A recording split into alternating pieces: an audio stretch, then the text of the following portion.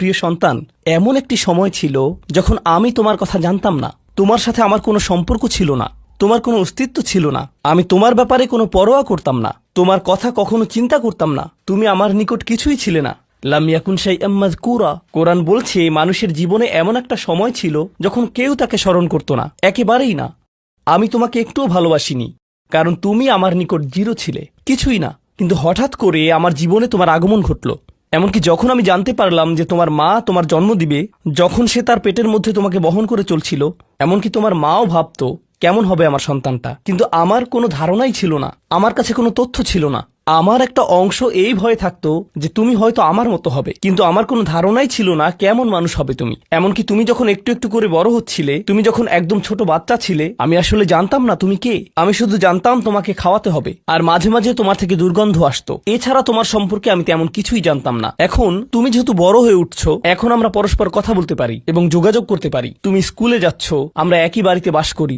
আমি শুধু তোমাকে জানাতে চাচ্ছি, আমাদের মধ্যে এই সম্পর্কটি সবসময় বর্তমান ছিল না। আমি তোমাকে আরো জানতে চাই, এই সম্পর্কটি সবসময় বর্তমান থাকবেও না। খুবই অল্প কিছু সময়ের জন্য আমরা দুজন একত্রে থাকব, আর অল্প কিছু দিনের মধ্যেই তুমি পুরোপুরি বড় হয়ে যাবে।